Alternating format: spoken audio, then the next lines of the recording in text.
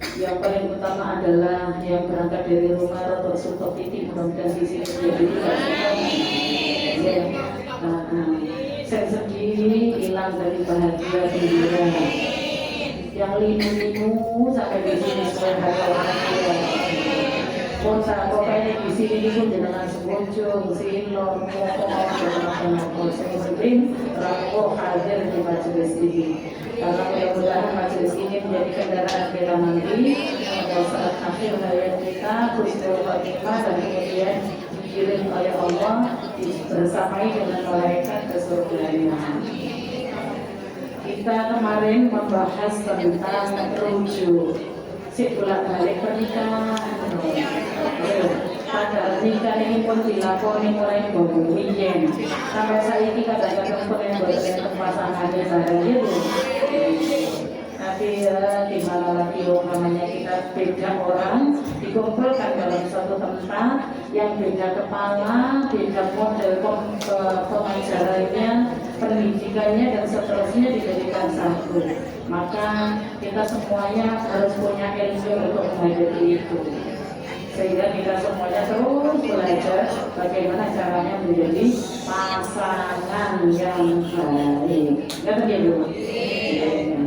Rujuk selesai, kemudian nafkah kemarin sudah selesai, sekarang sampai pada hadonah. Gini, hadonah. Hadonah itu pengasuhan anak. Pengasuhan.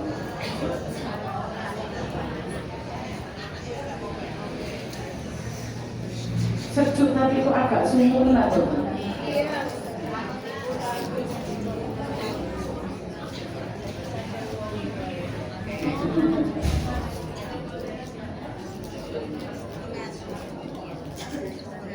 Bismillahirrahmanirrahim. Hadonah. Hadonah kalau kita artikan secara bahasa, arti yang sebenarnya adalah pengasuhan. Kalau menurut arti istilahnya secara syariatnya yang dimaksud hadonah adalah mengasuh anak yang belum dapat mengurus dirinya sendiri. Belum bisa mengurus dirinya sendiri itu ada kalanya beliau masih kecil, ya. Ada kalanya sudah dewasa tapi belum mumayyiz. Kenapa kok belum mumayyiz? Berarti ada suatu permasalahan. Itu yang butuh pengasuhan. Karena itu kemudian didefinisikan mendidik, pengasuhan itu di hal apa saja? Jasmani, rohani, akal, semuanya. Sehingga anak itu bisa dipersiapkan untuk menghadapi dirinya sendiri nantinya di kemudian hari. Apapun yang akan terjadi pada dirinya, siap untuk menghadapi dan bisa menghadapinya. Maaf saya kok lama nggak kelihatan panjenengan. Iya. Sama nggak adiro. Iya. Lagi sibuk dia. Sibuk. Dia sadar. Iya. Alhamdulillah. Jadi yang dimaksud pengasuhan itu adalah anak dipersiapkan untuk kemudian bisa memikul tanggung jawabnya sendiri dikala nanti sudah dewasa. Lah sehingga pengasuhan itu siapa yang paling utama diperintahkan oleh syariat? Kedua orang tuanya, bapak, ibu. Cuma pada saat pengasuhan itu yang diutamakan adalah ibu. Yang terpanggil pertama adalah ibu. Kenapa ibu? Karena lazimnya secara syariat yang mencari nafkah keluar rumah adalah bapak. Ibu mengatur apa saja yang ada di dalam rumah. Yang di samping itu ibu adalah punya naluriah keibuan yang lembut, yang santun, yang terarah, sehingga bisa mendidik atau mengasuh anak-anaknya dengan baik, sehingga nantinya hasil dari pengasuhan ibu itu menjadi anak yang kuat untuk menghadapi masa depannya sendiri, mampu untuk memikul tanggung jawab yang dibebankan oleh syariat. Kata Bu nggih. Makanya ibu, masya Allah, di dalam siiran itu madrasatun. Ibu itu adalah madrasah. Disebut madrasah itu yang ada di benak kita. Nama madrasah itu sekolahan yang bagaimana? Yang di dalamnya adalah ada pendidikan agama yang lebih banyak. Yang lebih banyak itu namanya madrasah. Makanya di dalam hadis itu disebutkan madrasatun, ibu itu adalah madrasah. Madrasahnya siapa? Yang paling utama adalah madrasahnya anak. Madrasahnya anak. Sehingga pada saat ibu itu kemudian seorang perempuan itu dipercaya oleh syariat, diberikan janin, hamil, dimulai dari sejak itu maka harus sudah mempersiapkan dirinya untuk menjadi pendidik, pengasuh, dan seterusnya. Sejak mulai itu lah aku biar kok gak duwe ilmu nih ya mempersiapkan itu, naluriah berjalan dengan sendirinya. Maka mulai sekarang panjenengan punya anak-anak perempuan, persiapkan itu, didik anak-anak perempuan kita yang nantinya beliau bisa menjadi pendidik yang terbaik bagi keluarganya. Betul Bu? Punya anak perempuan, punya anak laki-laki itu ya agak susah, tapi anak perempuan lebih pendidikannya laki-laki penting karena nanti dipersiapkan untuk bisa menjadi pemimpin di dalam rumah tangganya. Tapi anak perempuan lebih dari itu, karena anak perempuan itu diberikan amanah oleh Allah, punya rahim yang nanti di rahim itu akan dititipkan calon manusia. Yang calon manusia itu nanti mudah-mudahan oleh Allah dititipkan di perempuan itu menjadi pemimpin-pemimpin yang terbaik di dalam rumah tangganya masing-masing. Karena dari beliaulah nanti akan tumbuh generasi-generasi yang kuat, generasi-generasi yang baik, yang nantinya adalah almar'atu imadul bilad. Perempuan itu adalah imadul bilad. Nggih. Dadi ibaratnya ku cagak, gitu, pedoman dan kemudian penguat bagi negara.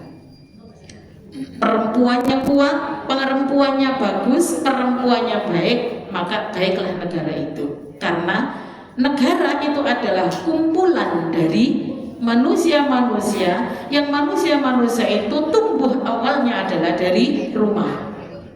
Jika di rumah-rumah itu sudah kuat manusia-manusianya, maka terbentuk menjadi masyarakat yang baik. Dari masyarakat itu menjadi suatu wilayah-wilayah yang baik. Dari wilayah itu menjadi negara-negaranya menjadi baik. Dari mana niku? Perempuan. Maka nih dolek mantu wedok niku lebih sulit dibandingkan mencari mantu laki-laki. Bukan sulit dalam mencari manusianya, karena perempuan itu lebih banyak dibandingkan laki-laki. Mudah sebenarnya, cuman perempuan yang bagaimana ini yang kemudian butuh seleksi yang luar biasa.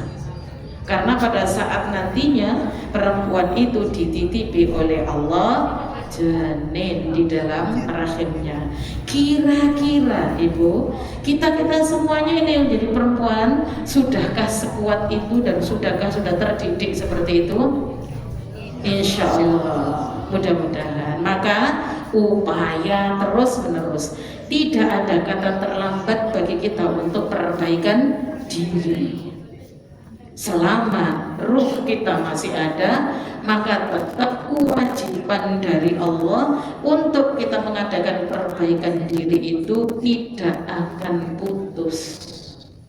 Makanya pun sepuh-sepuh kayak gitu, ini kita anggap sepuh loh Bu, saya masih ada sebagian mohon yang masih muda, gitu. Tetap tidak ada kata terlambat dan tidak ada kata berhenti untuk bertaklim, mencari ilmu. Gunanya apa? Perbaikan diri. perbaikan diri. Karena itu maaf, kita itu kalau ada di dalam rumah kita sendiri, berada di rumah kita sendiri, jarang berinteraksi dengan orang luar, seakan-akan anggapan kita adalah kita ini baik sudah. Gitu Bu. Apalagi di depan suami ya tambah nomor satu pokoknya baiknya gitu. Nah, tapi ternyata masih banyak kurangnya. Tidak terkecuali saya. Makanya saya bilang seperti ini dalam rangka untuk kembali kepada diri saya sendiri juga. Maka saya juga butuh perbaikan sebagai manusia yang insya Allah lebih butuh saya dibandingkan panjenengan semuanya, karena panjenengan semuanya insya Allah sudah baik. Amin Allah. Inilah hadona Ibu. Jadi di dalam diri kita semuanya ini tertancap kewajiban dari Allah tentang hadona, yaitu sebagai pendidik di antara kita semuanya, untuk mendidik anak-anak kita, mengasuh anak-anak kita, generasi-generasi kita semuanya, dan siapapun yang ada di dalam keluarga besar kita semua. Jadilah diri kita ini teladan bagi siapapun, ya kan? Persilakan.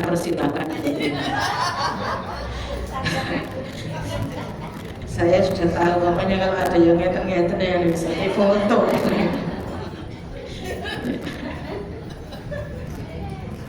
Hukum hadonah adalah wajib. Siapapun orang tua yang sudah dipercaya oleh Allah untuk kemudian mempunyai keturunan, maka wajib hukumnya menghadonah dengan baik.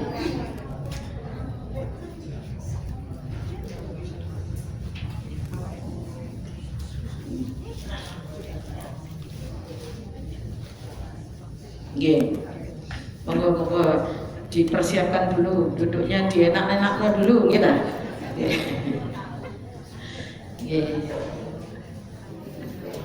Oke, lanjut ya. Jadi jika di dalam keluarga itu tidak ada masalah, artinya ikatan pernikahan itu masih terjalin dengan baik, maka kewajiban hadonah ini adalah dua-duanya. Bapak atau ayah juga wajib untuk menghadonah generasi penerusnya, ibu juga harus menghadonah generasi penerusnya. Yang terjadi adalah jika kemudian kedua orang tuanya viral, ini yang kemudian nanti harus punya ilmu khusus atau punya panggilan di dalam rohaninya sendiri-sendiri di antara kedua belah pihak. Itu biasanya yang kemudian sulit untuk dipadukan ketika sudah tidak dalam satu ikatan. Syarat hadonah dulu. Apa syaratnya orang yang menghadonah generasi itu? Di antaranya yang pertama harus akalnya sehat. Akalnya sehat. Di samping akalnya sehat itu berarti dewasa kalau secara syariat. Dewasa itu kalau secara syariat nopo Bu? Maknanya dianggap dewasa secara syariat niku apa maknanya? Apa namanya?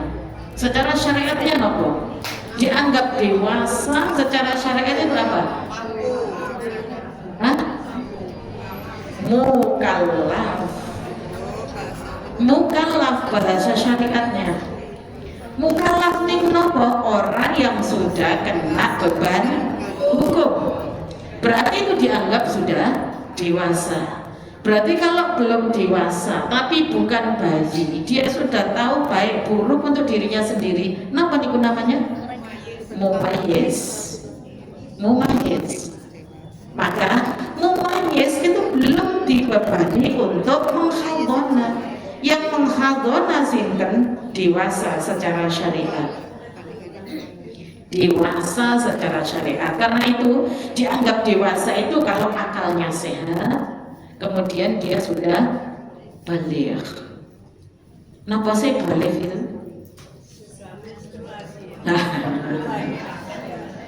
Baligh itu berarti tanda mukallaf. Berarti orang kalau sudah mukallaf, Beliau dituntut oleh syariat untuk mengerjakan segala apa saja yang diperintahkan oleh Allah dan apa saja yang dilarang oleh Allah. Tanda mukallaf nih berarti orang yang sudah kena beban hukum, itu namanya mukallaf. Maka sebagai penghaltona atau ibu-ibu yang ada di sini, dan ibu persiapkan anak-anak kita sebelum masuk usia mukallaf, semua aturan syariat faham, ketentuan yang menjadi beban kehidupannya yang harus melaksanakan sesuai dengan syariatnya itu anak-anak kita paham sebelum masuk mukallaf. Berarti mumayyiz itu sudah harus diperkenalkan dengan baik. Dan sinten itu yang dipanggil? Bapak, Ibu. Utamanya secara naluriahnya adalah bapak mencari nafkah di luar, ibu mengatur yang ada di dalam rumah. Maka siapapun yang bekerja keluar rumah, pesan saya, termasuk saya adalah orang yang keluar rumah, maka rumah harus sukses dulu. Tidak boleh seorang perempuan keluar rumah sementara kebutuhan yang ada di rumah utamanya adalah makan dan lain sebagainya yang dibutuhkan oleh suami dan anak-anak yang ada di rumah beres dulu. Kalau tidak beres itu nanti maaf jadi kezaliman bagi seorang istri. Bagi seorang istri dimintai pertanggungjawaban oleh Allah tentang apa yang dibebankan. Walaupun maaf sebenarnya itu bukan beban istri. Suami yang harus mempersiapkan semuanya, menyiapkan itu bukan suami yang bekerja, tapi sandang papan pangan itu adalah tugas dan kewajiban suami.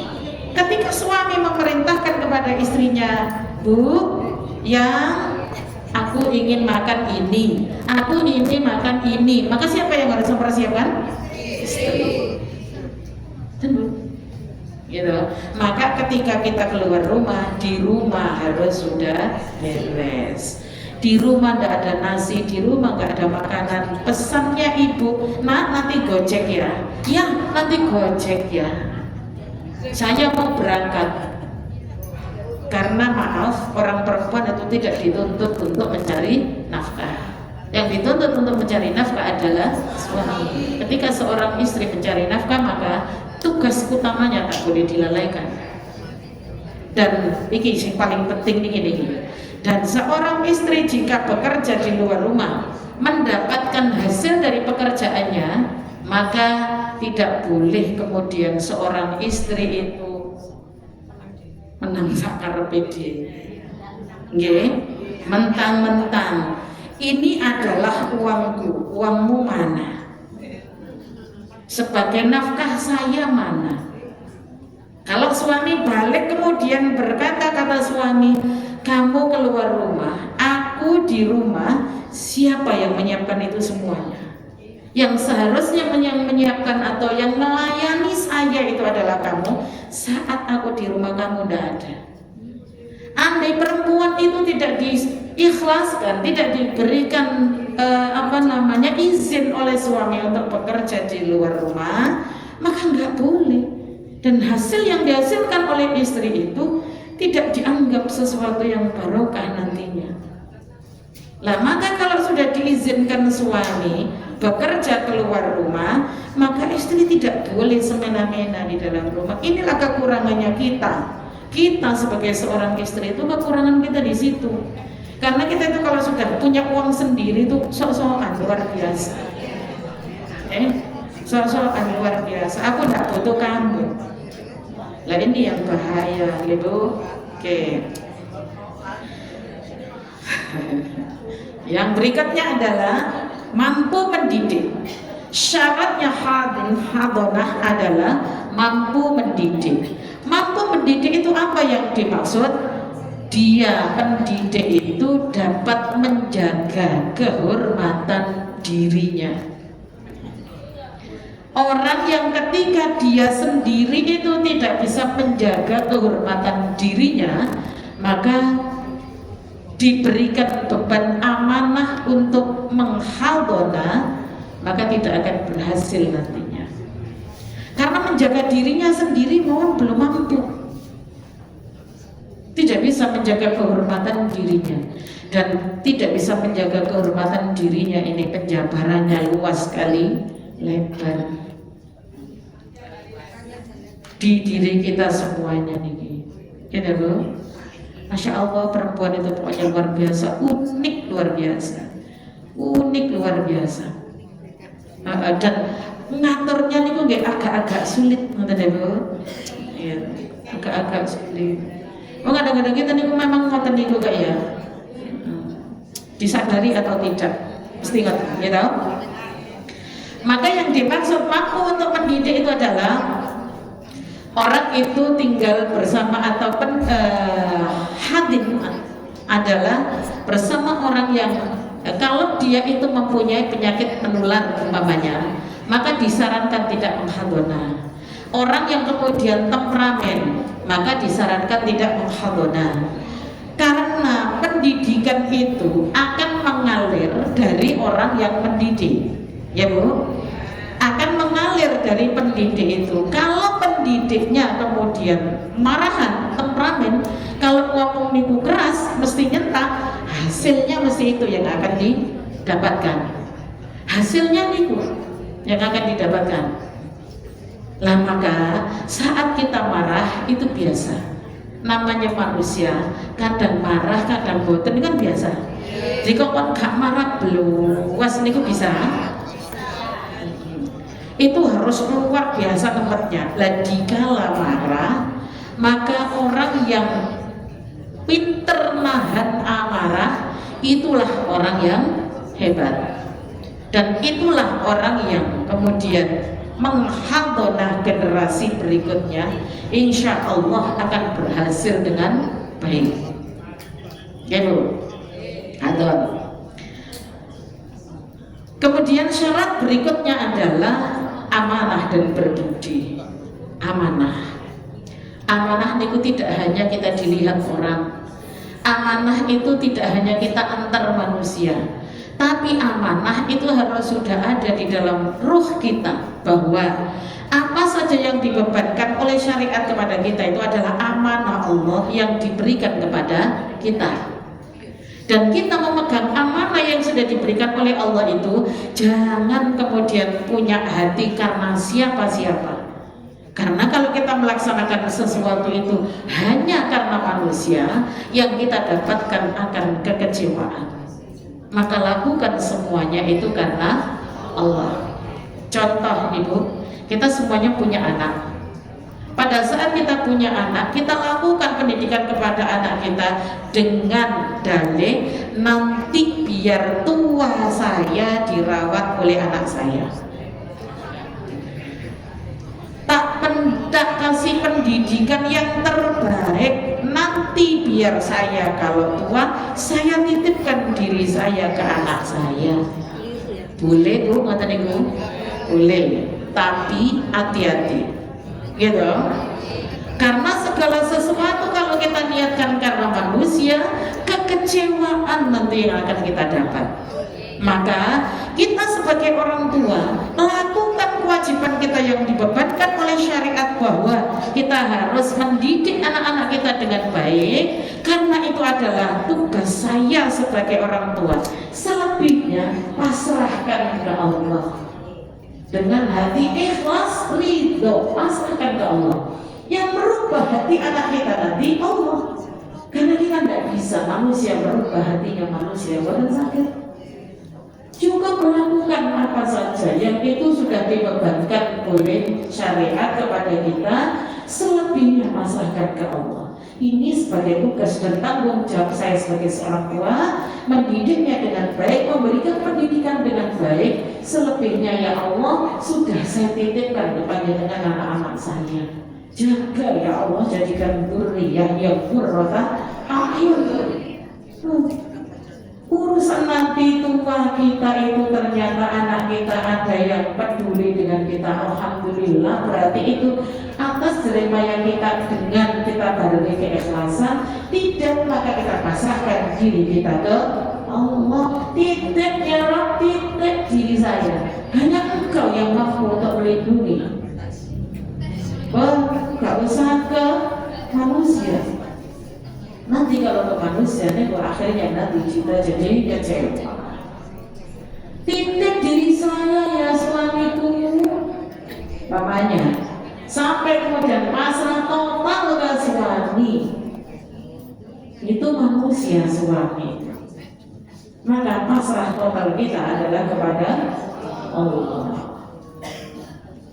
jangan kepada manusia. Karena manusia itu ada keterbatasan. Yang tidak mempunyai keterbatasan adalah Allah. Berikutnya Islam. Menghabonah itu yang terbaik adalah orang Islam.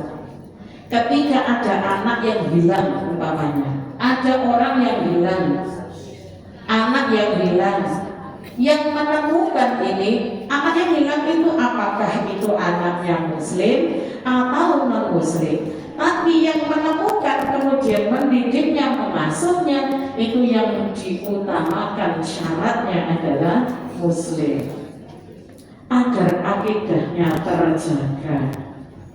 Jangan sampai orang Islam dikuasai atau diasuh oleh orang non muslim, karena dikhawatirkan akidahnya nantinya kemudian terjaga. Yang berikutnya, ketika terjadi perpisahan di antara ibu dan bapaknya atau suami istri, maka aturan syariatnya adalah jika anak itu masih kecil, maka pengasuhannya ada pada ibunya.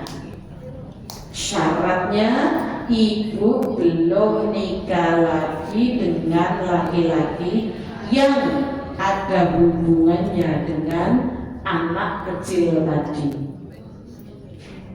Berarti laki-laki yang dinikahi adalah orang lain murni.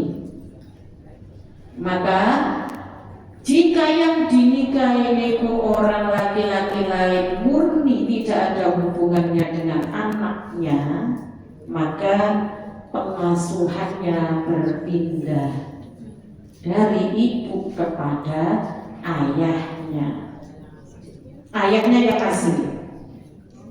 Kenapa begitu? Karena pengendali pernikahan adalah laki-laki, ayah.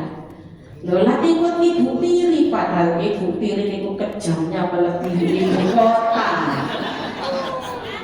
Umpamanya, maka walaupun ibu tiri itu kejamnya luar biasa, tapi wonten dulu ibu tiri sing gak kejam. Sinten Bu, aku sing ngeru Asanti.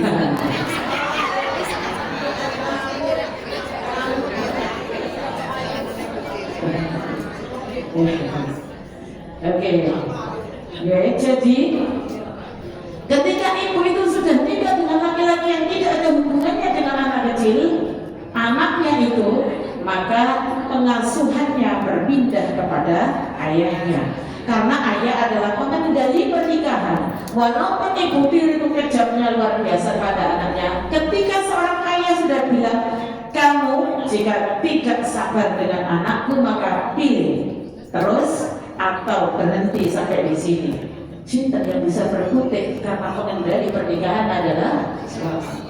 Tapi kalau di ibu, umpamanya kemudian suami barunya bilang, kamu pilih anakmu atau pilih aku? Pilih anak, selesai. Ya loh. Lah oleh syariat sudah diatur seperti itu. Tetapi jika yang dinikahi adalah masih ada hubungannya dengan anak kecil itu, biasanya naik ranjang atau turun ranjang, maka hak pengasuhan tidak akan hilang dari ibunya. Oke.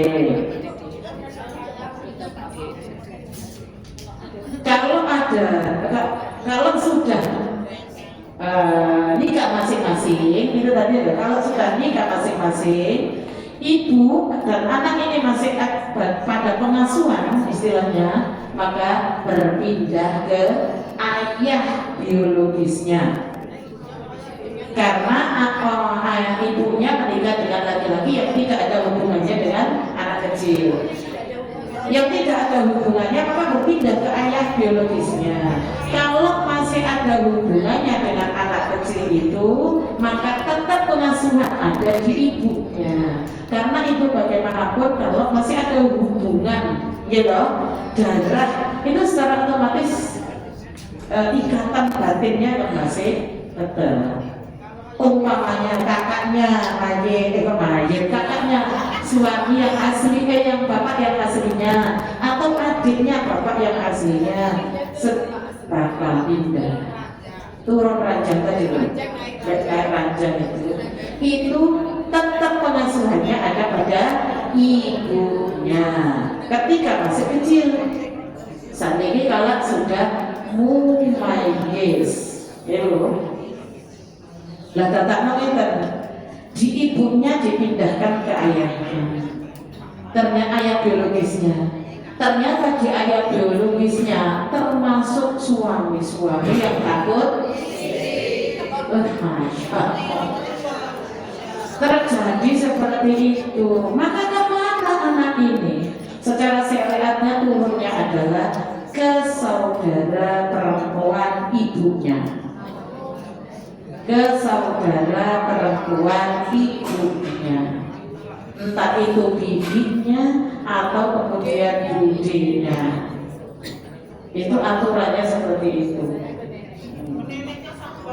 Iya, nenek. Nenek itu bertambahnya waktu itu tambah 6 atau tambah 2. Tambah 10. Orang sepuh itu harus persiapan, betul maksudnya ibadahnya harus ditambah. Sementara ini cucunya yang pertama itu usia 5 tahun, yang kedua usia 3 tahun. Setiap pagi itu Ruwebur memandikan, bikinkan sarapan, mau ibunya kerja soalnya, gitu. Ibunya sudah persiapan untuk kerja. Terus makan-makan baik, mau ya masak, ya memandikan dan sebagainya. Terus mengantar sekolah TK sambil nonton, sambil gendong, nunggu di sekolahan, nunggu di sekolahan. Terus setelah itu nanti pulang, si kecil itu tidur, si anak TK ini minta makan, rewel dan sebagainya. Kapan sholat duhanya bu? Absen juga. Sholat duhur yang kecil bangun, rewel. Akhirnya sholat duhur jam 2 lalu. Oleh soalnya sudah ditata seperti itu ceritanya, ya. Biar tidak begitu yang terjadi. Jadi makanya enggak kembar. Kalau seandainya begitu cucu boleh, monggo enggak apa-apa, tapi harus dibarengi dengan mungkin. Karena mbak itu enggak mendidik, enggak bisa mbak itu mendidik itu. Bukan saja. Mbak itu apa bisanya? Menyayangi sudah, bukan mendidik. Beda pada saat dulu mendidik anak-anak sendiri dengan sekarang dididik cucu, beda. Oke, jadi Mbak, saya panggil Mbak, awas ya kalau dididik cucunya, jangan meninggalkan kewajiban kita.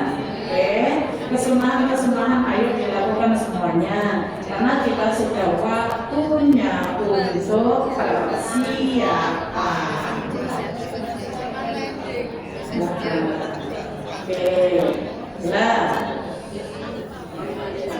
Oke, itu kalau anak masih kecil. Mumayyiz, dengan beranjaknya waktu mumayyiz. Mumayyiz tadi dia sudah tahu baik dan buruk untuk dirinya sendiri, ya. Kalau ini tak lakukan maka efeknya nanti jadi begini, ini saya lakukan efeknya begini, itu sudah paham dia. Tapi belum sampai pada usia baligh, belum keluar sperma bagi anak laki-laki, belum menstruasi bagi anak perempuan, maka dia harus diberikan pilihan. Harus diberikan pilihan. Nah, kamu ikut siapa? Mau ikut ayah atau mau ikut ibu? Pilihan anak ketika saya kepingin nangis, Bu. Pilihan anak ketika sudah menentukan bahwa saya ikut ayah, saya ikut ibu, itu maka harus dihormati. Tidak boleh ibu mengintervensi atau ayah mengintervensi. Bagi seorang anak ketika ditanya seperti itu adalah luar biasa pilihan yang tidak bisa dihindari.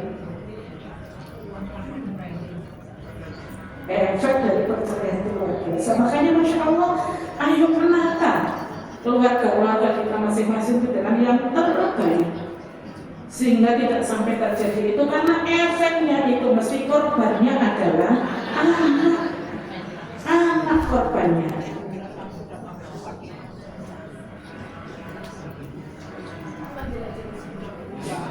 Sajane manis maling dulu. Ya Allah, Bu.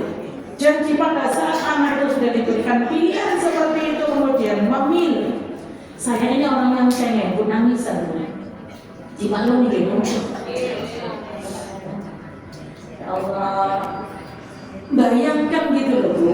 Andai na'udzubillah itu saya, itu bagaimana beratnya untuk kemudian menentukan pilihan untuk ikut ibu atau ikut ayah. Ketika ikut ayah maka akan berhadapan dengan orang lain, yaitu ibu, beda. Ketika ikut ibu maka akan berhadapan dengan orang lain, ayah yang berbeda. Nah, maka itu harus dihormati pilihan anak itu. Ketika anaknya sudah saya ikut ayah, maka ibu harus ridho, ikhlas, dan dibarengi dengan doa, maka anaknya ikut ayah. Begitu kan sebaliknya, pilihan ikut ibu, maka ayah harus memberikan keridhaan untuk ikut diikutnya. Kudu dibarengi dengan keikhlasan, karena nanti kalau tidak ikhlas maka akan menjadi beban pada diri anaknya. Itu ketika terjadi zero bisa. Kalau ditinggal wafat itu masih maaf ya, walaupun itu berat bagi anak, tapi kan nantinya itu tidak diberikan pilihan-pilihan yang seperti itu. Tidak diberikan pilihan yang seperti itu. Ini secara syariat. Karena sudah diatur secara syariat seperti itu untuk kebaikan anaknya nantinya. Sebenarnya anaknya ini tidak senang ikut ibunya, tapi ibunya maksa. Harus ikut ibu kamu. Kalau nanti ikut ayah kamu akan diasuh oleh ibu, ini itu dan sebagainya. Diberikan gambaran-gambaran yang jelek-jelek, diberikan gambaran-gambaran yang berat bagi anak untuk kemudian berpindah. Padahal sebenarnya beliau ingin ikut ayah dan seterusnya. Saya mau tanya. Iya Bu. Saya adalah suatu keluarga ya, suaminya sudah meninggal, ibunya mengasuh putranya, tapi putranya itu ABK standar. Nah, si ibunya kan sudah menua. Seandainya, seandainya ibunya meninggal, itu yang wajib mengasuh saudaranya ibunya apa saudaranya bapaknya? Karena saudaranya bapaknya lebih mampu ekonominya, sedangkan saudaranya ibunya ya seperti itu. Terima kasih. Anjalikan yang belakang kedengaran? Tenang aja, tak sambungkan ya, tak sambungkan. Jadi ada pertanyaan begini. Ada seorang perempuan yang ditinggal wafat oleh suaminya. Terus perempuan ini merawat ibunya, punya anaknya ABK perempuan ini. Terus ketika ibunya itu atau mbah istilahnya dia, mbahnya meninggal dunia. Bapaknya meninggal dunia. Oke, bapaknya sudah meninggal. Ibunya menua. Oh, ibunya menua. Bukan merawat mbahnya, benar enggak? Ibunya menua. Terus ibunya wafat. Anak ini ikut siapa? Bu, berarti kalau anak ABK itu ngapunten dipersamakan dengan anak yang masih kecil. Mumayyiz belum sampai pada taraf mukallaf. Karena dia tidak bisa kena beban hukum, akalnya bukan sehat walaupun dia sudah baligh. Karena syarat mukallaf itu adalah baligh berakal. Ini akalnya bukan cukup. Maka kemudian dimasukkan pada anak yang butuh pengasuhan. Maka kemana ini pengasuhannya? Tadi adalah urutannya. Urutannya adalah ke ibunya. Jika tidak maka ke ayahnya. Jika tidak bisa ayahnya juga ke saudara perempuan ibunya. Terus ngeten. Tapi ngeten. Saudara perempuan dari ibunya itu secara finansial, nah, secara pengasuhan bagus, tetapi secara finansial kurang dibandingkan dengan finansialnya keluarga ayah. Itu memang kedekatan secara emosional. Niku dekatan masih kita mawon ya, kita bandingkan. Kita ini keponakan dari perempuan atau keponakan dari laki-laki, suami maksud saya punya keponakan dari keluarga saya sendiri dengan saya punya keponakan dari keluarga suami. Kira-kira berat mana Bu? Gak usah dipungkiri, asli. Secara naluriahnya pasti kecondongan itu masih ke keluarga sendiri, gitu. Itu tidak bisa dipungkiri Bu, walaupun harus sama sebenarnya, tapi karena ada hubungan darah, maka pasti tidak bisa dipungkiri itu. Tak contohkan lagi, ini sampai kemarin dia, tak contohkan lagi. Penjenengan punya mertua dan penjenengan punya orang tua sendiri. Naluriahnya, emosional kita dekat mana, bergerak mana. Walaupun sudah berusaha untuk adil, tapi tidak bisa karena itu memang sudah darah yang mengalir, ya. Ada darah yang mengalir. Jadi itu ya harus dipahami. Cuma jangan sampai terlalu jomplang, itu harus dipahami karena memang naluriahnya ngeteni manusia. Tapi jangan sampai terlalu jomplang sangat. Kalau mertua aku benci minta ampun, nah kalau ini ya betul sangat tidak boleh seperti itu. Jadi maka gimana finansialnya yang kuat dari keluarga suami? Mungkin pengasuhan ada di keluarga ibu, finansialnya dibantu dari keluarga suami. Duduk bersama, ngomong bareng untuk kemudian mencurhatkan tentang kebutuhan kehidupannya. Secara pengasuhan saya yang masuk, tapi maaf, mohon bantuannya dari segi finansial. Karena tidak bisa manusia itu hidup tanpa finansial. Coba jenengan umpamanya, wis tak butuh, aku duit nggak butuh. Tak makan sebulan kira-kira. Ya. Jadi ya harus imbang kan Bu. Ya finansial ya dan lain-lain gitu kan Bu. Jadi jangan kemudian menafikan finansial itu tidak penting juga. Karena orang yang banyak finansial itu nanti bisa berbuat banyak kepada orang lain. Ngoten iki harus belajar waris rutin ngono enak kan duwe harta. Enak gak duwe harta. Enggak belajar zakat, enak gak duwe harta, enggak duwe tahu enak. Iya, ngoten enak belas. Enak pula. Oke, itu ya.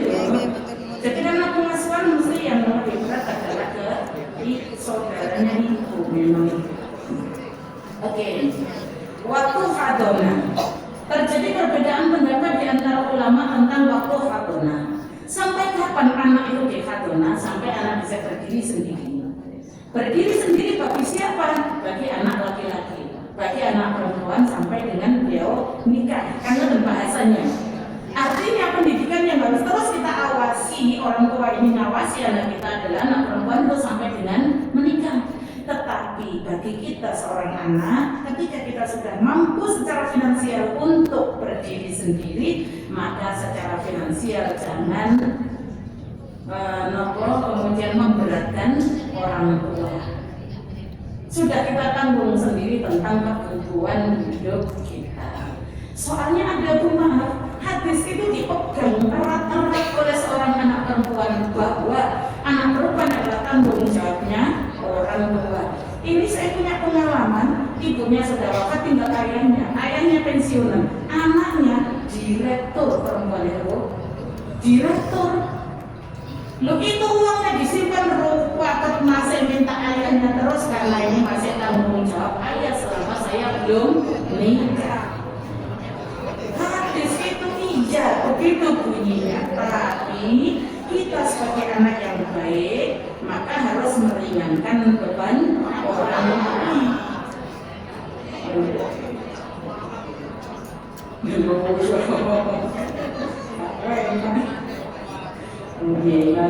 Maka itu bukan kita, karena kita ini orang-orang yang maaf sudah sedikit lebih tahu tentang bagaimana ilmunya secara syariat. Oke, hadona selesai. Ada pertanyaan dari hadona? Kalau tidak ada maka saya teruskan. Hadona, pengasuhan. Nggih, Bu.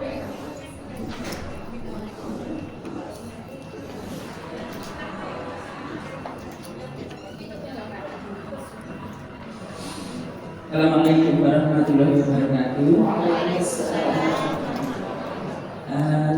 Yang perlu saya tanyakan, ini keluarga pun sawon-sawon. Jadi keluarga itu istrinya meninggal, anaknya masih umur 1 tahun. Kemudian anak tersebut diasuh oleh nenek dari ibu, sementara bapaknya bekerja jauh. Sementara itu, mohon penjelasannya sebaiknya bagaimana atau menurut syariat Islam juga. Yang kedua, terkait dengan waktu hadona, batasan waktu ini.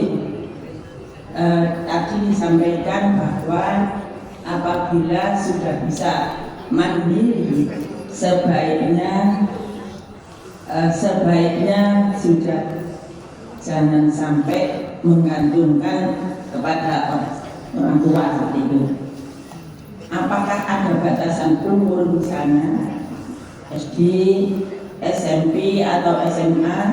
Masalahnya kadang-kadang di kampung itu mendengar tak usah SMA ya bisa, ya harus duduk. Seperti itu. Terima kasih. Mohon penjelasannya. Assalamualaikum warahmatullahi wabarakatuh. Waalaikumsalam. Yang pertama, ibunya wafat. Secara otomatis nenek terpanggil untuk kemudian merawat cucunya. Tidak akan tega kemudian seorang cucu itu dirawat oleh orang lain. Nenek itu tadi, gitu. Dan ini yang mau nenek ini berarti nanti neneknya itu kudu atau mencari saudaranya ibunya anak itu. Dan kalau punya saudara perempuan, maka sebagai pengasuhan adalah beliau itu yang dibebani oleh syariat. Saudara perempuan dari ibunya, karena secara otomatis kalau masih saudaranya itu berarti lebih muda dibandingkan dengan nenek. Karena tentu, ternyata saudara perempuannya nggak mau, maka nenek berarti kan ada unsur dororo. Karena tentu jadinya nanti, kalau nenek kemudian mengasuh itu karena ada unsur keterpaksaan kondisi, tidak punya saudara perempuan si mayit, atau punya saudara perempuan tapi nggak mau. Nah kok aku mboten turun, itu kadang-kadang karena dia nggak paham aturan itu, sehingga nggak mau jalan. Aku kok dibebani, kok ada ayahnya, kan gitu biasanya. Padahal secara syariat sebenarnya beliau dipanggil oleh syariat. untuk mau menghadonah anak itu. Tapi ternyata nggak mau, akhirnya bapaknya diberikan kepada neneknya. Itu berarti ada unsur dorurah. Kan gitu, ada unsur dorurah. Lah ayahnya kerjanya dijual sana. Mudah-mudahan ayahnya tetap masih mengikuti syariat, yaitu memberikan nafkah untuk anaknya sampai anak itu nanti bisa mandiri. Yang kedua, kapan batasan itu bisa berdiri sendiri itu duduk ngadepnya ini itu maksudnya. Berdiri sendiri adalah dia sudah selesai dengan dirinya sendiri secara finansial atau kebutuhan hidupnya. Jadi anak laki-laki sampai kapan?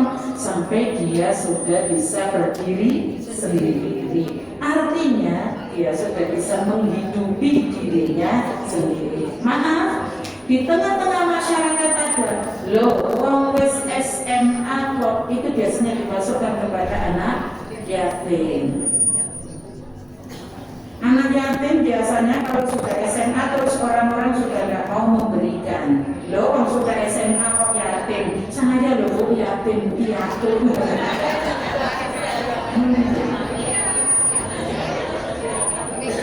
Kenapa? Ini pemerintah dimatikan ibu, mic-nya dimatikan dulu.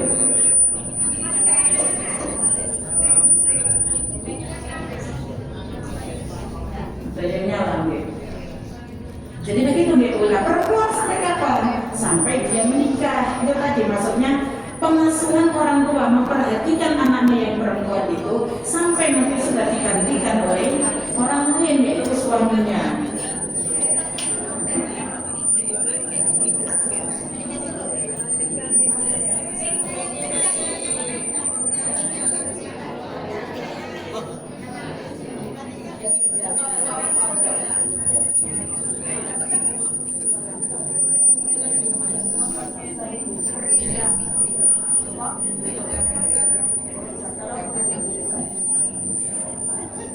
Ampun Bu, Madan.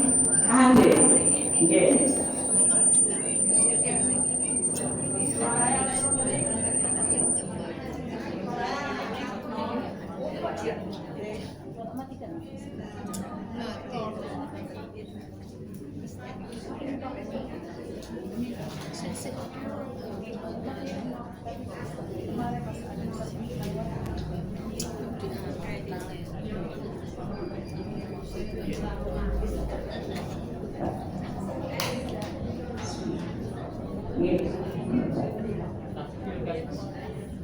Sampun, ada lagi? Mana?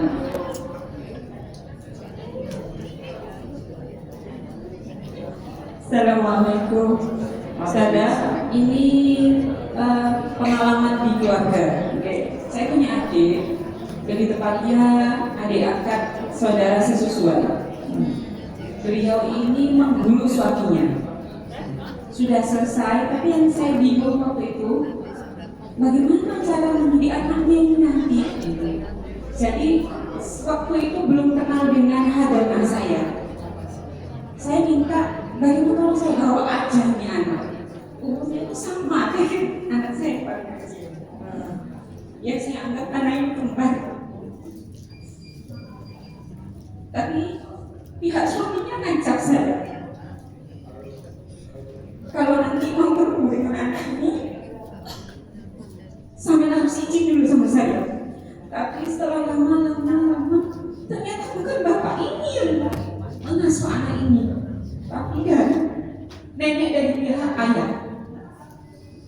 Terus saya tanya, sama anak ini kan masih berhubungan dengan saya lewat WA, Instagram. Siapa yang pasti untuk biaya kehidupan sehari-hari? Dia bilang tante dari pihak ayah. Yang saya tanyakan, bagaimana adik saya, harus adik saya menafkahi ini anak? Biar setiap bulan atau setiap lebaran tetap ngasih. Dosakah adik saya ini? Itu dari terima kasih. Adiknya jenengan putra, putri. Oke, putri. Ibu, niku kan tidak wajib untuk memberikan nafkah. Sinten yang wajib memberikan nafkah? Ayah. Ayah. Maaf. Andaikan seorang ibu ini tidak memberikan sama sekali, gitu, itu secara syariatnya kan dia tidak ada tuntutan dari syariat. Yang dituntut oleh syariat untuk memberikan nafkah adalah ayah. Lah ibu itu karena terpanggilnya hati saja ingin memberikan kepada anaknya.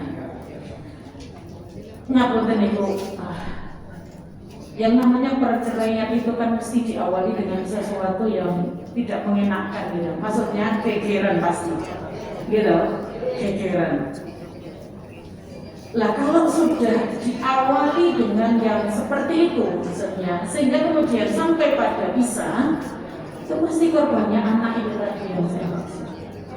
Sehingga Masya Allah. Lah andai kan mengikuti syariat seperti itu, tahu dari awal bahwa mengikuti syariat seperti itu kan sudah. Berarti yang tidak mau seperti itu berarti kan melanggar syariat. Ya sudah, kalau melanggar syariat ya tunggu saja kan gitu. Tapi ini kan sudah dibawa oleh, ya.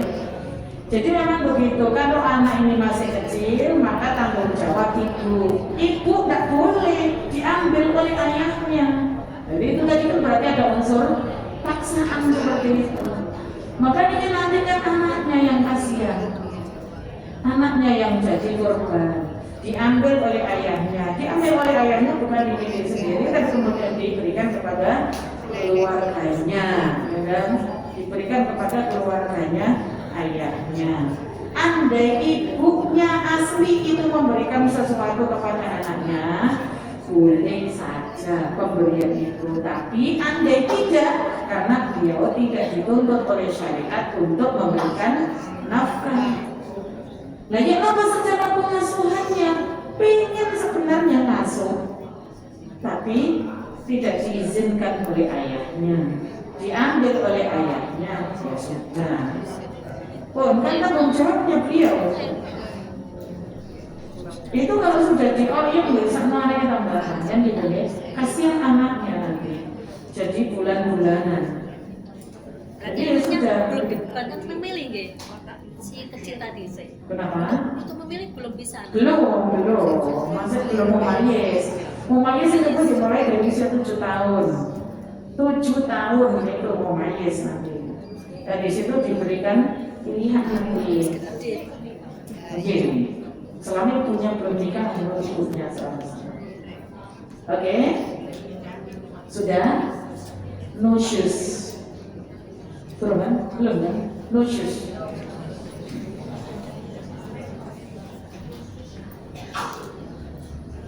Hati-hati. Kalau kita ini bahas tentang no shoes, ini perempuan juga, laki-laki juga. No shoes. Nusus itu secara bahasa adalah durhaka. Secara istilah dia disebut nusus adalah seorang istri melakukan perbuatan yang menentang suami tanpa alasan yang dapat diterima oleh syariat, atau ia tidak mentaati suaminya, atau ia tidak nurut dengan suaminya. Syaratnya nurut pada sesuatu hal yang tidak dilarang secara syariat. Nurut kepada ajakan suami tentang sesuatu yang dilarang oleh syariat pun kita tidak boleh kemudian menolaknya secara kasar, karena intinya pengendali pernikahan adalah suami.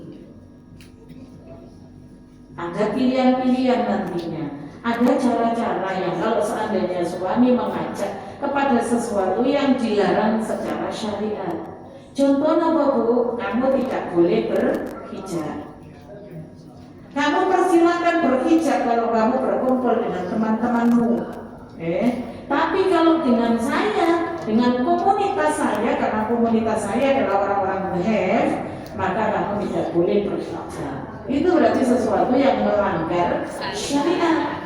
Nah, walaupun melanggar syariat seperti ini, kita tidak boleh langsung kemudian kasar menolaknya, karena suami punya pengendali tadi. Kalau gimana? Nanti ada aturannya. Aturannya gimana? Ketika istri diberikan pilihan seperti itu oleh suami, istri tidak mampu untuk mengkomunikasikan sendiri dengan suami, cari orang yang sekiranya disegani oleh suami untuk menjelaskan tentang itu. Karena sesuatu yang sudah melanggar syariat itu sebenarnya kita kan tidak boleh taat. La ta'ata li makhluqin fi maksiatil khaliq. Itu kan dasarnya. Tidak ada ketaatan kepada makhluk untuk bermaksiat kepada khaliq. Tidak ada. Makanya tidak boleh kemudian kita diajak kepada kemaksiatan begitu terus nurut awam. Betul. Tetap harus dikomunikasikan terlebih dahulu dengan baik. Oke, itu namanya nusyus. Nusyus. Perbuatan istri yang termasuk nusyus, maka apa yang dilakukan oleh suami adalah jadi perbuatan khususnya istri itu apa saja diantaranya? Istri tidak mau pindah mengikuti rumah yang dipersiapkan oleh suaminya. Umpama istri ini sudah biasa menjadi anaknya orang kaya, hidupnya di suatu rumah yang masya Allah luar biasa, sak kelurahan 10 November, ya. Terus dipersiapkan oleh suaminya gubuk kecil ukuran RSSS. Tidak mau istrinya, tidak mau mengikuti ajakan suami untuk pindah ke tempatnya suami yang disediakan oleh suami, maka termasuk nusyus. Suami tidak ridho, maka nusyus nanti jadinya. Yang kedua, kalau seandainya sebelum nikah istri punya harta bawaan, berarti harta kan nama 3 buku, nama apa? Harta bawaan, harta masing-masing, harta bersama. Nah ini istri punya harta bawaan rumah, sehingga suami diajak tinggal di rumahnya istri. Suatu saat gegeran istri ngusir suami dari rumahnya. Enten aku ngomong itu. Adanya syariat itu perbuatannya perkara itu. Iya. Karena adanya suatu perkara maka muncul kemudian hukum. Maka jika seorang istri mengusir suaminya dari rumahnya, maka itulah yang dinamakan nusyus. Istri durhaka. Nanti nusyus. Jangan dibahas kan durhaka kayak enak belasnya lah. Nusyus nih. Iya. Kak enak. Istri didurhaka, Masya Allah. Terus istri menolak ajakan suami. Ajakan apa niki? Utamanya adalah ajakan ke tempat tidur. Suami tidak ridho. Digarisbawahi, suami tidak ridho. Itu. Maka istri adalah termasuk nusyus. Maka kata Rasulullah, ketika seorang istri diajak suaminya tapi menolak dan suaminya tidak ridho, jika itu terjadi malam hari, maka Allah akan mengutuknya sampai dengan pagi harinya. Malaikat akan mengutuk perintah dari Allah. Jika terjadi pada pagi hari, maka malaikat akan mengutuknya sampai pada malam hari. Itu mau digarisbawahi, tidak ridho. Nah, nek ridho yang apa? Gak apa-apa ridho. Aman. Berikutnya, bepergiannya istri dan suami tidak ridho.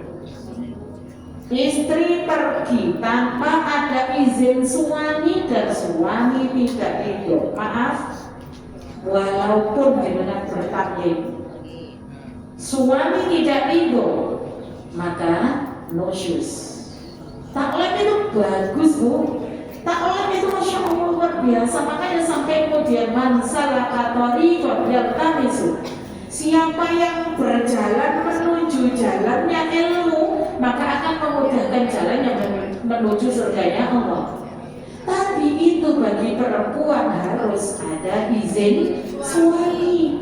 Kalau tidak izin suami percuma dengannya. Izin suami itu penting. Jadi kalau seorang istri menuju mana saja, kecuali menuju kemaksiatan, ini sudah jelas, ya. Walaupun itu menuju kepada kebaikan, tapi suami tidak ridho, maka itulah yang dinamakan nusyuz. Maka jangan biasa terjadi di kita semuanya biasanya setelah taklimnya sedikit janjian sama temannya.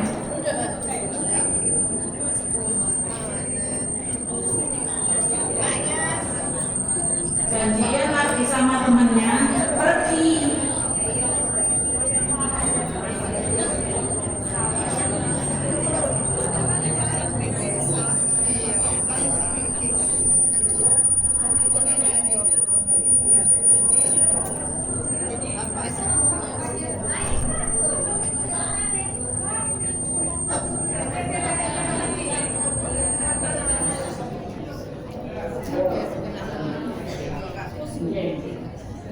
Saya lanjut. Jadi perginya seorang istri tanpa izin suami maka nusyuz. Dikecualikan ya tentu ada pendapat ulama yang menyatakan kecuali pada saat haji yang pertama bagi seorang istri. Ketika seorang istri itu sudah masuk pada usia pada kondisi yang istitoah mampu, maka tanpa izin suami hajinya sah. Jika itu haji pertama, haji kedua, haji ketiga, umroh, maka harus ada izin suami. Karena wajib itu kan personal gitu. Wajib itu kan personal, masing-masing. Sehingga pada saat si istri sudah istitoah, kemudian suaminya tidak mau, sebenarnya suaminya istitoah, banyak loh Bu. Suami istri sudah mampu, tapi diajak berangkat haji nggak mau. Malah itu bahasa suaminya, gak kalau berangkat sendiri tak saloni.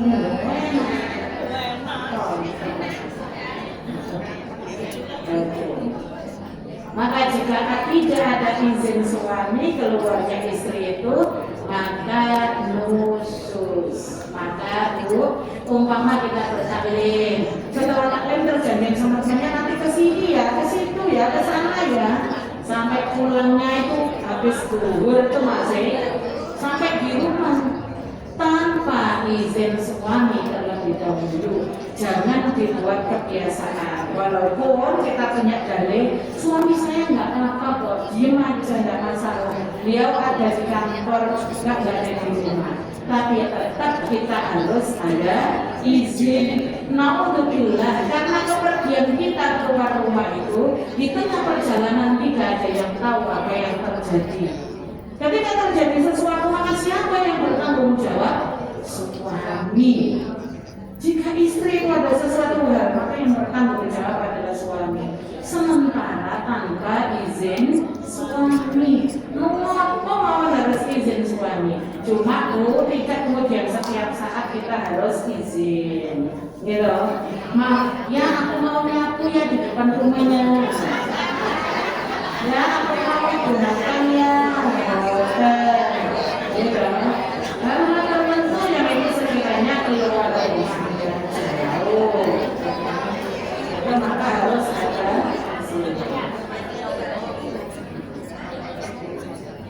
termasuk adalah nusyuz.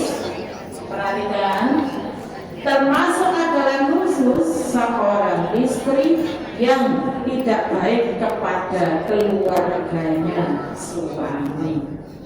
Kemertuanya suami, orang tuanya suami tidak mau, ke saudaranya suami tidak mau masuk. Oke. Itulah kita perempuan khusus. Maka apa yang dilakukan ketika ada orang perempuan khusus seperti itu? Syariat menyampaikan di surat An-Nisa ayat 34. Wallati takhafuna nushuzahunna fa'idhuhunna wahjuruhunna fil mawadi' wadribuhunna fa in ata'nakum fala tabghu 'alayhinna sabila. Ketika sudah ada tanda-tanda nusyuz dari seorang istri itu, maka suami wajib hukumnya menasehati. Bu, kita kalau dinasehati suami, Bu, saya nggak ngajarin loh ya, Bu digawe, bukan digawe. Jangan bapak-bapak dengarkan itu. Ya, dengarkan begini. Kembalikan kepada diri kita masing-masing. Ketika kita menasehati orang lain, anak kita contohnya, terus nggak didengarkan, malah dibantah, mantau pembahasannya. Itu maka kadang-kadang suami sudah tidak memberikan nasihat kepada istri karena tidak pernah didengar dan mesti dibantah. Itu jangan menjadi kebiasaan teman-teman. Saya bukan mau nyapit-nyapit awake dhewe, boten tidak. Tapi saya walaupun nyata ngandani jenengan ini, saya kalau dikasih tahu suami, tak dengarkan. Mungkin, aku kejadiannya kayak ngomong gitu. Tidak jangan gitu. Ya kalau baik kerjakan, kalau enggak ya enggak gitu loh. Tapi di tempat bingung jangan pakai bahasa. Oke.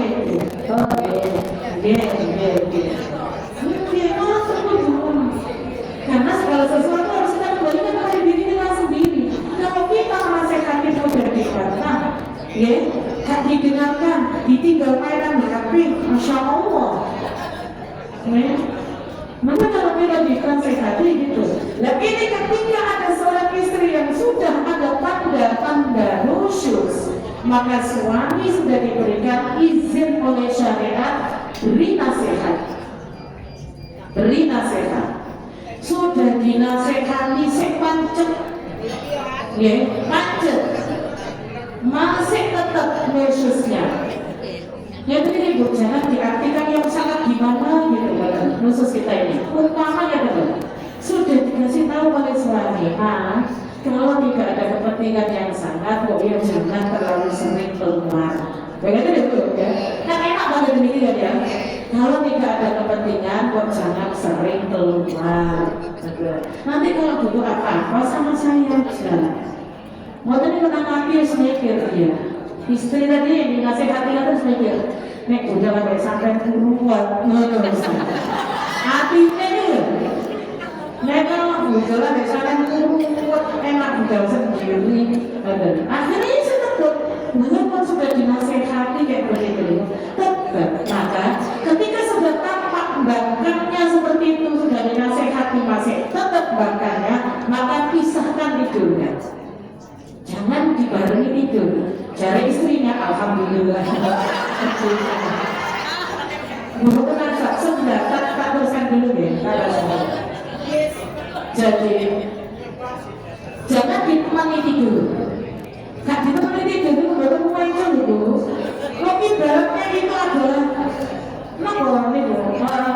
efek jinak bagi seorang istri. Bukan dari temani tidur karena memang kepengen suami pengen tidur di situ, istri pengen tidur di sini sesekali betul. Tapi ini pada saat banyaknya itu masih terus terjadi, maka suami tidak boleh menemani tidurnya. Satunya tidur di bawah, satunya di atas, satunya di atas, satunya di bawah. Jangan ditemani. Ya, terus berikutnya siksanya taatnya dulu. Kita selesaikan dulu. Jadi pada saat sudah dipisah tidurnya, tapi ternyata masih tetap bakatnya istri itu tadi, maka fadribuhun, pukul dia. Mau dipulak KDRT, padahal dia sendiri yang salah. Ya, pukulnya bagaimana? Pukul yang bukan pada tempat-tempat yang berbahaya. Jangan dipukul pada wajah karena nanti ada efeknya. Jangan dipukul di kepala nanti ada efeknya. Jadi pukulan menurut syariat ini adalah pukul kalau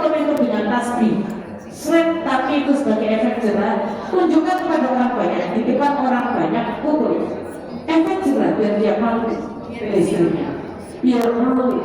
Bukan pukul untuk menyakiti, bukan DRT, tapi pukulan sebagai efek jerah bagi seorang istri yang tahu. Itulah syariat memberikan. Maka sudah ada ayatnya Quran.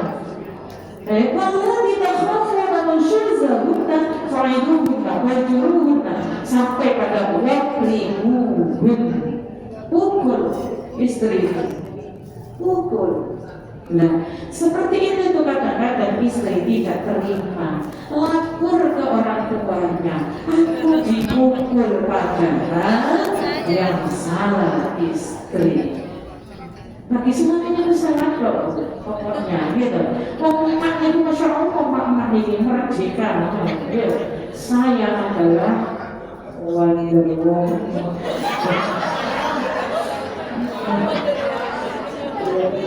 Gini,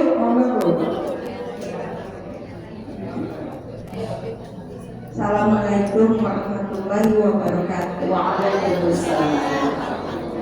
Tadi Ustazah bilang seorang istri harus nurut sama suami. Tapi kan suaminya yang egois, terus kita merasa benar, bela diri, bagaimana itu? Itulah sifat emak-emak, memang seperti itu. Ibu, benar nih ukuran sistem. Kita benar itu ukuran siapa? Memang kadang-kadang seorang ibu buatan saya tidak lagi laki-laki ya. Nanti ini perempuan dulu, baru nanti laki-laki. Nanti pendapat kita tentang laki-laki, nanti share ke suami gitu. Tapi cemburu ya, ayah tak kasih tahu ayah. Aku tadi ngaji dulu ya, ada begini ya. Ceritakan aja. Jangan sok sih, iya. Jadi akhirnya kan dia tahu ya. Nah, saya ini dari segi istri kan ya kan. Istri itu kan memang sudah naluriahnya. Seorang perempuan itu naluriahnya adalah saya yang benar. Pokoknya saya yang benar. Nanti ibu. Nah, ini bu, kebenaran ini harus kebenaran berdasarkan syariat. Ibu, kebenaran berdasarkan syariat. Suami yang egois itu yang bagaimana? Tadi itu harus sesuaikan dengan syariat. Maaf, suami egois itu kadang-kadang kita menganggap suami kita itu egois karena suami melakukan sesuai dengan syariatnya. Dan kita itu dibatasi oleh syariat sebenarnya. Lebih tidak terkecuali saya perempuan. Saya yang kepinginnya merasa bebas tanpa ada kendala dan lain sebagainya. Tapi tak harus dibatasi oleh syariat. Karena sistem batasnya yang diberikan oleh syariat itu suami. Benar bu? Nah, waktu itu terus suami itu melakukan sesuai dengan syariatnya. Kita itu melakukannya begini, tapi oleh suami diingatkan jangan begitu, ini. Itu terus kita itu menganggap beliau itu egois. Gitu bu, kadang-kadang. Tapi saya tunjukkan khususnya suami saya tunjukkan nanti. Jadi kok jangan nggak harus senjata. Selama kita benar. Tapi kita tidak boleh kemudian membenarkan diri sendiri tanpa mengikutkan syariat yang melingkupi kita seorang perempuan. Karena perempuan itu harus tertutup, harus terjaga, harus terhijab.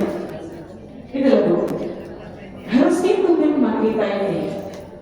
Jadi ya kalau umpamanya suami kok mengingatkan dan lain sebagainya, ini kembalikan pada diri sendiri. Kira-kira yang diucapkan suami tadi itu benar apa enggak ya? Benar apa enggak ya? Itu dulu, rohnya dulu, nuraninya dulu yang kemudian kita tonjolkan. Jangan akalnya langsung. Apalagi kalau kemudian nafsunya yang muncul. Akhirnya persetujuan langsung dari suami adalah egois, walaupun memang kenyataannya banyak suami yang egois.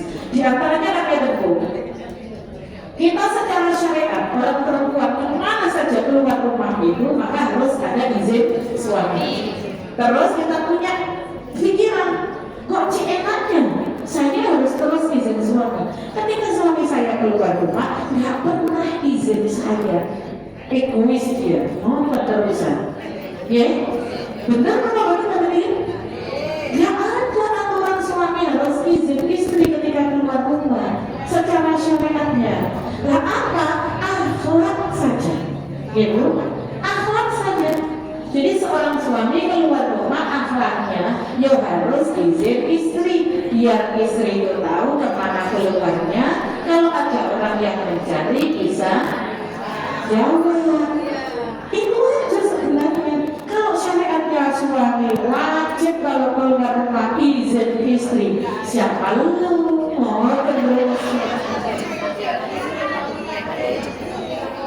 Nah, makanya akhlak berarti bukan kewajiban, gitu loh. Sinten jadi tanggapi toh nanti toh ya, bunyi formatku saya sama tak boleh nasi goreng lu ya turun besok dong lo mau begitu aku udah ya aku bisa jangan begitu ya. Ayo dikembalikan dulu ke diri kita kira-kira apa yang diucapkan suami itu benar nggak ya bagi saya. Yang namanya perbaikan diri yang pakai dulu. Segala sesuatu yang ada kembalikan kepada diri dulu. Kira-kira ini apa enggak ya? Karena kalau kita doting itu mesti satu yang kesalahan tapi yang keempat balik ke diri sendiri. Itu yang terjadi. Oke. Saat ini khususnya suami. Jadi itu tadi.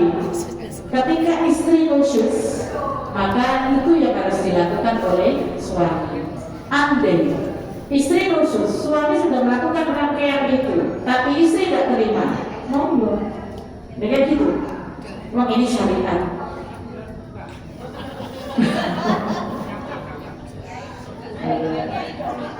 Kalau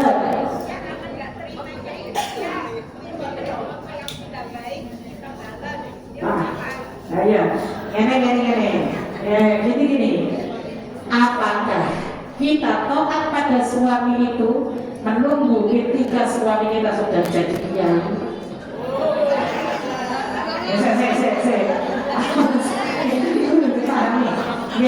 Apakah kita taat pada suami itu menunggu suami kita jadi kiai dulu, jadi orang solih dulu? Ternyata banyak ketentuan itu. Suami tidak soleh, suami khusus itu bukan dosa pada istri dan dosa pada Allah. Dosa pada Allah. Nanti dia sendiri yang mempertanggungjawabkan perilakunya di hadapan Allah. Tapi kalau kita itu dosa kepada suami, ini maksudnya. Begitu. Jadi begitu yang terjadi. Ternyata suami saya itu misalnya pokoknya iso digawe teladan belas. Nggak bisa dipakai teladan suami saya itu. Maaf, sholat kadang, puasa yang puasa itu tidak pernah puasa, sholat yang tidak pernah sholat, jumatan tidak pernah jumatan. Lemoro artinya istri itu, karena istri itu khusyuk yang minta ampun lah pokoknya, gitu. Biarkan beliau itu begitu. Maksudnya kewajiban kita dulu kita lakukan, yaitu tetap takdir, taat pada suami. Urusan beliau tak taat itu urusannya beliau dengan Allah, bukan urusan kita. Kita cukup memberikan nasihat, terus kemudian mendoakan. Ternyata beliau tak berubah-ubah, tetap saja seperti itu. Sholat dan itu tak boleh diremehkan oleh dengan remehkan dan nanti itu. Karena sudah dipasang oleh Allah seorang suami itu ar-rijalu qawwamuna 'alan nisa, tapi ternyata nisanya tidak pernah menghormati suaminya sama sekali. Maka untuk apa saya ada pada suami? Karena juga. Akhirnya begitu akhirnya nanti. Oh, yang di luar ngomongnya kok enak ya? Suamiku nek ngomong karo aku, yang di rumah kok begini. Oh, tak nangguan saja. Gimana? Maaf. Itu yang terjadi seperti itu. Jadi jangan menunggu suami kita solid ketika kita taat pada suami. Selama suami kita itu mengarahkan kita pada tidak pada kemaksiatan, kita tetap aturan Allah itu berlaku. Urusan suami biar diurus Allah, dia mempertanggungjawabkan sendiri nanti di hadapan dan urusan kita. Maka pesan saya setiap kali kan ya kan, ayo kita lakukan kewajiban kita sendiri. Ayo mempelajari kewajiban kita sendiri, jangan mempelajari kewajiban orang lain. Oh, ya Allah, aku itu sholat jamaah, aku harus tombol, aku harus sholat jamaah, kau sangat tenang. Jangan ajak, ya itu akan lebih baik. Jadi begitu, suami juga begitu dengan suami. Mana kewajiban kita yang kita lakukan dengan baik, urusan kewajiban orang lain biar diurus sendiri. Karena masing-masing orang nantinya akan mempertanggungjawabkan dirinya sendiri.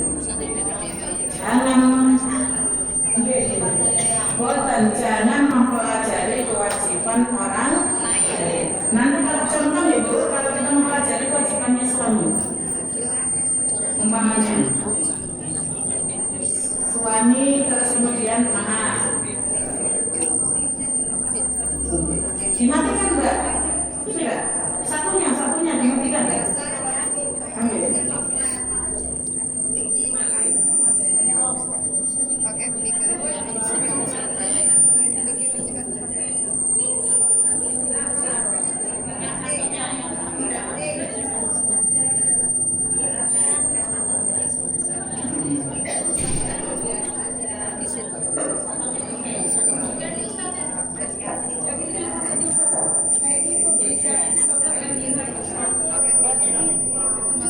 Mana cangkirnya?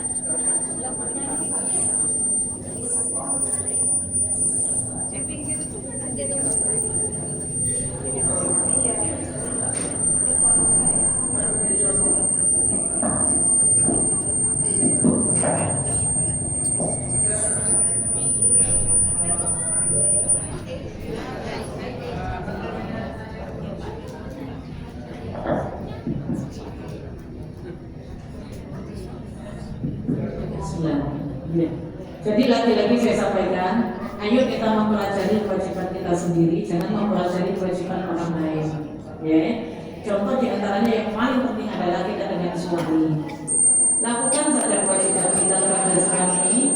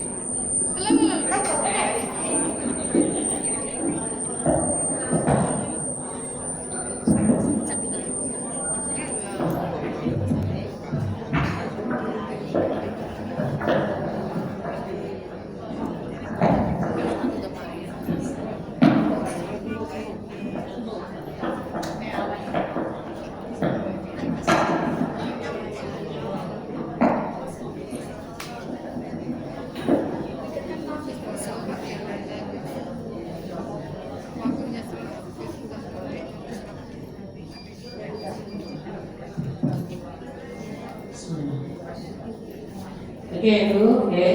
Jadi jangan mempelajari kewajibannya orang lain, ayo kita pelajari kewajiban kita sendiri. Pada saat kita sudah melakukan kewajiban kita, orang lain kok tidak melakukan kewajibannya, maka bukan urusan kita. Oke, karena masing-masing orang nantinya akan mempertanggungjawabkan kewajibannya masing-masing. Oke. Nusyus suami pada istri, pendurhakaan seorang suami kepada istri itu adalah pendurhakaan seorang suami kepada Allah, bukan kepada seorang istri. Artinya apa? Berarti kalau seorang suami itu durhaka kepada istrinya, maka urusannya bukan kepada istri tapi kepada Allah. Enak kan kita tuh sudah diwakili kan, oke. Jadi apa di antaranya kedurhakaan seorang suami? Suami tidak memberikan nafkah kepada istrinya. Suami tidak memberikan nafkah kepada istrinya sesuai dengan kemampuannya, Ibu. Itu harus digarisbawahi sesuai dengan kemampuannya. Kalau umpamanya gajinya 3 juta, diberikan 2,5 juta, itu sudah melakukan kewajiban sesuai dengan kemampuannya. Jangan diminta semuanya. Oke, jangan diminta semuanya. Maka jika seorang suami tidak melakukan itu, maka dia durhaka kepada Allah. Dan itulah bentuk nusyuz suami kepada istri. Terus kemudian memberi nafkah dohir itu sesuai dengan pendapatannya, dan kemudian memberikan nafkah batin. Tidak boleh seorang suami meninggalkan nafkah batin kepada istrinya. Maaf, ketika masih normal berarti nek sepuh Bu, aku ya aja dituntut niku terus. Itu lah maksudnya. Mungkin terus sebelum ditanyakan, karena nanti ditanyakan suami saya nggak pernah Ustazah, orang minta 70. Ya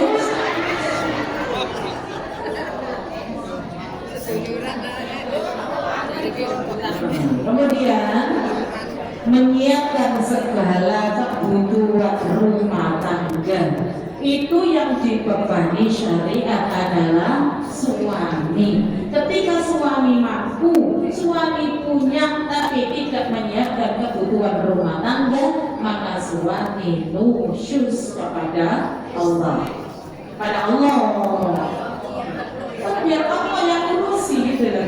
Biar Allah yang urus. Kemudian memberi rasa aman dan nyaman dalam rumah tangga. Memberikan rasa aman dan nyaman dalam rumah tangga itu adalah kewajibannya suami. Gimana caranya memberikan aman dan nyaman? Suami tidak menjadi orang yang pemarah di dalam rumah tangga. Kenapa suami kok marah? Marahnya bukan karena perilaku istri, tapi marahnya beliau sendiri. Itu yang dinamakan nusyuz. Ketika beliau marah tapi ada disulut oleh istri, maka ya beda hukumnya. Beda hukumnya. Suami melampiaskan amarahnya dikarenakan perilaku istri, itu beda hukumnya. Bukan nusyuz nanti jadinya. Nggak ada apa-apa kalau suami marah-marah, nggak ada apa-apa suami lain-lain. Itulah yang disebut tidak memberikan rasa aman dan nyaman dalam rumah. Berikutnya, berbuat adil. Ketika seorang suami mempunyai istri lebih dari satu, saya ulang, berbuat adil. Ketika seorang suami mempunyai istri lebih dari satu, kok tidak adil, maka suami nusyuz pada Allah. Ya, nah adilnya itu bagaimana? Adil sesuai dengan porsinya, bukan sama. Itu jangan meminta yang sama, tapi adil itu sesuai dengan porsinya. Ketika seorang istri yang pertama itu mempunyai anak 3, seorang istri yang kedua belum punya anak, maka jangan meminta jatah yang sama secara finansialnya, karena kebutuhan mesti berbeda. Nah, maka penyelesaiannya ketika seorang suami itu nusyuz, satu, islah. Lah islah ini dari mana? Inisiatif dari istri. Suami kita alhamdulillah jadi ternyata ada tanda-tanda nusyuz, maka seorang istri duduk berdua dengan suami. Duduk berdua, berbicara dari hati ke hati, bukan emosi yang berbicara, tapi akal yang berbicara. Ibu, ini caranya. Oke. Jadi Islam ini apa tuh?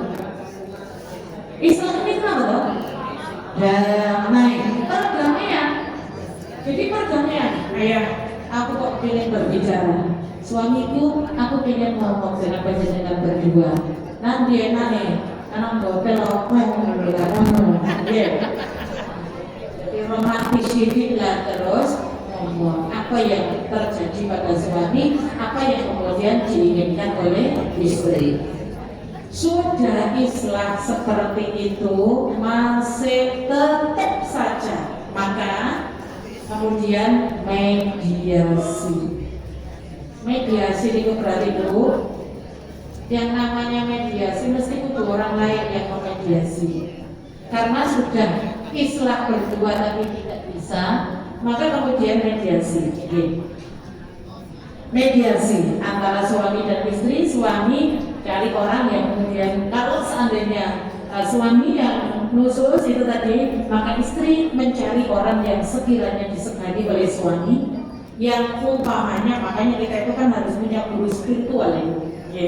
Punya guru spiritual dalam rangka untuk menyelesaikan apa yang menjadi kendala di dalam semua permasalahan yang terjadi pada diri kita, utamanya adalah di pernikahan.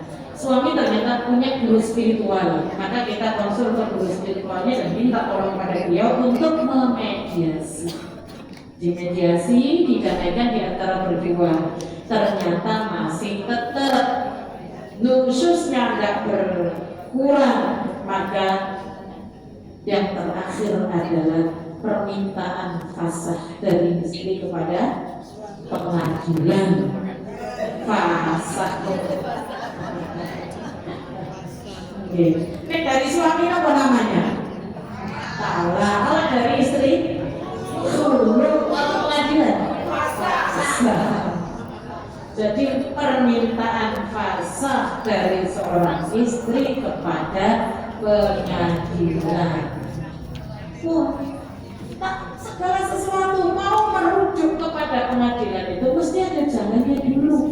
Jika istri maka itu tadi dinasehati, tidak bisa maka dipisah tidurnya, dan bisa dipukul, sudah dipukul masih tetap maka jatuhlah talaknya. Jika khususnya seorang suami maka istri harus islah dulu. Inisiatif islah itu dari mana? Istri. Dari istri.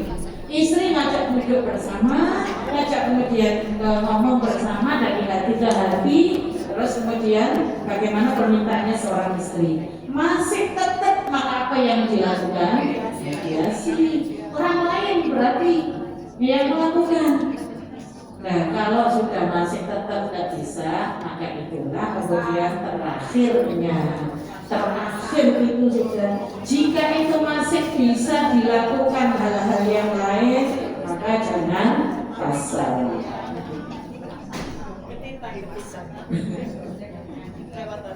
Itu aku suami. Jadi suami juga ada yang disebut khusus ketika tidak melakukan suatu kewajibannya kepada istri, bukan kewajiban dia kepada Allah, bukan. Kewajibannya kepada istri itu yang disebut dengan khususnya suami. Terakhir tentang pernikahan adalah syikok. Syikok, S-Y-I-K-O-K, syikok. Nggih, Mbak.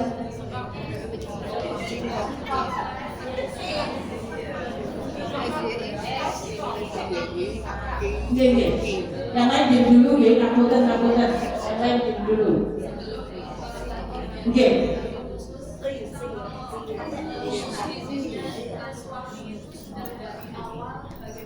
Tes.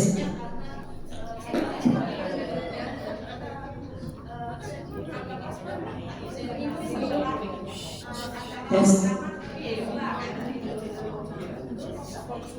Yang kedua, bagaimana jika istri sudah minta izin ke suami dan diizinkan, akhirnya otomatis kan istri pergi.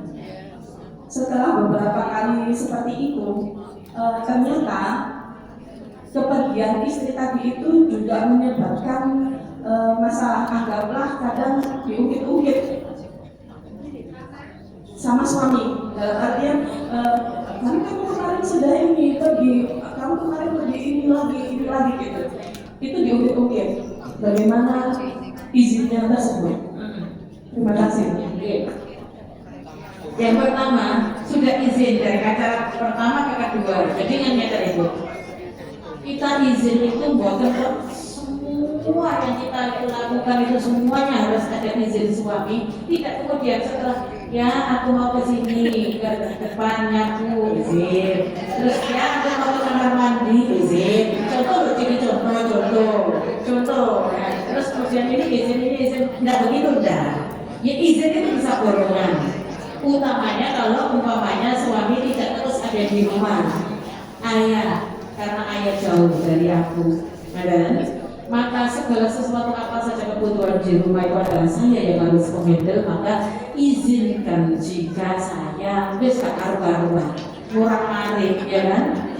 Dari sini ke sana dari jalan kayak sebagainya saya yang ngurusin. Iya, kata suami. Maka iya sudah. Itu berarti borongan jadi satu. Suami kerja di Jakarta, istri dari Surabaya. Maka semuanya yang menghandle istri. Sudah berarti izin jadi satu seperti itu. Terus kemudian kayak pendidikan ngaji. Sampai jam berapa mengajinya mah? Sampai jam 9 ya. Katakan jam 11 nggak boleh kan? Terus akhirnya itu dihukum oleh suami. Pantes mergo nggak izin. Oke kan ya? Nah ini sudah izin. Ayah nanti saya ngaji sampai jam 9. Setelah jam 9 itu ya giling sama teman ke Sidoarjo. Setelah dari Sidoarjo ya ke pajak menunggu kamarnya. Iya, kata suami. Ya sudah, iya. Ya kan ya, kelas ya, iya. Sudah, kakak mau diobek, oke. Ya kan ya. Ini orang sedang suami, dengan ini kayak kemarin juga izin kok terus diobek. Nah, ketika sudah tahu kita pada saat itu ternyata menjadikan masalah diobek, besoknya ketika sudah aman, terkendali, waktunya nyaman, maka kita ngomong enak-enak. Segala sesuatu itu akan menjadi berat kalau kita tidak ada komunikasi dengan baik. Kunci komunikasi itu jangan diem-dieman kalau kita marah itu, karena suami kita itu bukan malaikat, beliau adalah manusia. Apa yang kita mau dia tidak akan tahu kalau kita hanya diem dan itu bukan menyelesaikan masalah. Harus dikomunikasikan. Nah, jelas pakai enak-enak dikomunikasikan. Ayah, saya mau dari izin ya. Ayah kok terus kemudian itu menjadi marah, begitu kalau kita terjadi salah paham dan sebagainya terjadi, ya kan? Nah, sudah. Itu yang terjadi. Lah nanti kalau masih sudah dikomunikasikan gitu, kok terus masih diungkit tuh ketika ada suatu permasalahan, bisa lunga-lunga, ya. Nek gue pergi sama suami aja. Ya aku mau ke sini terus antar mana ya bapak siksa.